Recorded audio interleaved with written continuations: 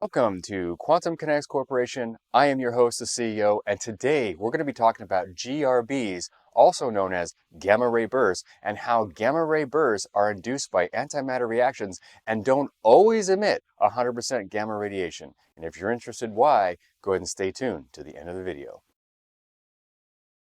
A gamma ray burst in cosmology essentially is one of the most brightest luminous interactions in the entire universe. And what happens is a neutron star will slam into a black hole, or a black hole will slam into a neutron star. This event can also happen when two neutron stars interact with each other and slam into each other. During this collision, elastic and inelastic, there is a large emission of gamma ray in the 511 keV gamma ray emission. This technically is one of the most powerful emissions in all of the universe. As we know in physics, when you get a 511 keV gamma ray, that is indicative of a full antimatter to matter nuclear fusion event or interaction called a total annihilation event.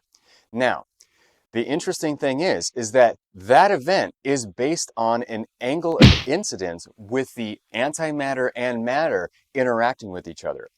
And what this point of this video is that essentially when you have an antimatter stimulation in a localized space, that you can actually get other photon radiations to be emitted, including X-rays, ultraviolet, visible light, microwave, infrared, and also radio waves.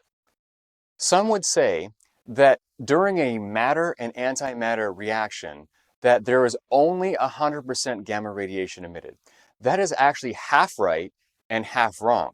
Because when you spawn an antimatter particle, the localized space actually has to renormalize to this new entity that comes into existence, thus has its own electrostatic field and its own magnetic field, which causes a sucking action to occur in the localized space. In this situation, in a 100% transfer, which would be a total annihilation event, this would be the case. However, when an antimatter spawns into existence, other electrons in the localized zone will be influenced but not collide with the antimatter in a 100% ratio inertial confinement interaction. And in that situation, you can create other electromagnetic frequencies on the spectrum. So you can see in this diagram that actually when you do spawn an antimatter particle, depending on where the localized electron is and how it influences into the negative differential pressure, you can get different electromagnetic radiations to occur. You can get radio waves, microwave, X-ray, and then if you have the perfect elastic and inelastic collision of momentum transfer, in a total annihilation event, yes, you will get a gamma ray burst. Now, this is very interesting because in cosmology, we see the same thing happen. When a gamma ray burst is about to occur, when a neutron star collides with a black hole or two neutron stars collide together, we actually get to see that there's a spectrum increasing from the low band into the microwave and then in the X-ray. You can see a grand finale essentially of electromagnetic radiation spooling up, and then when the collision is equalized in the center and the energy is transferred equally perfectly, that's when you get the gamma ray burst. And actually this can happen in astronomy, and we actually see this. We see the X-rays increase, we get a gamma ray burst, and that only happens for or lasts for about a few seconds. And then afterwards we see this thing called a pulsating echo, which then you get this pulsing like it's trying to go back, but it's not.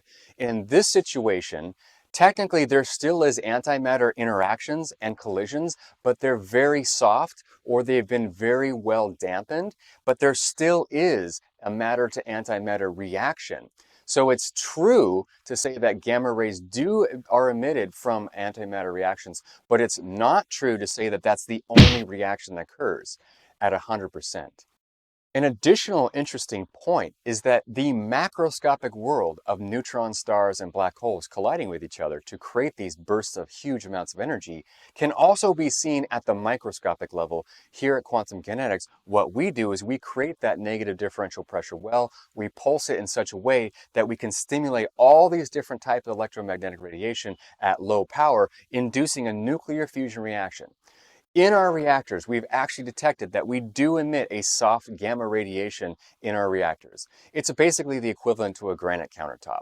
But if we turn up the voltage, we can actually increase that to bring the vectored angle of incidence into more line. So in technically speaking, we could create a 100% gamma ray burst here at Quantum Kinetics if we wanted to. It's interesting to note that the macroscopic world of the cosmology, where a neutron star collides with a black hole, you can get these gamma ray bursts. But actually, you can also do the same phenomenon at the microscopic level, at the atomic level, at the electron level, even at the proton to neutron level. And so here at Quantum Kinetics, what we do is we create electrical circuits that cause a negative differential pressure well, resonating pulsing, to create whatever electromagnetic radiation that we want on demand using the arc reactor fusion on demand. So when the arc reactor technology fabricates this negative pressure, it tickles the matter and antimatter relationship, thus giving us the ability to emit electromagnetic radiation at extremely low power inputs, which is exactly what you need to induce cold nuclear fusion on demand, because what we can do is we can actually cause elastic and inelastic scattering of X-rays, microwave, radio waves, and even gamma rays, and also spawn cold neutron fluxes, which essentially is the reaction of a neutron star colliding with another neutron star. But what we do is we do it at the microscopic level. So as you can see, here at Quantum Kinetics, we have utilized Mother Nature's processes to induce cold nuclear fusion, but what we do is we do it safely, and what we call that is safe nuclear energy systems. So always remember, when somebody tells you that a matter to antimatter reaction only emits gamma radiation 100%, that's only half right. You can see that we can actually emit a full plethora of different coefficients of electromagnetic radiation when you spawn an antimatter particle into existence. Thanks for tuning into this episode. If you liked it, go ahead and make sure that you like, share, and subscribe, and make sure you hit that bell icon. It really helps out get this technology to you as fast as possible. And remember, fusion is love, and love is fusion. You don't have to force it. It just happens. We'll see you on the next one.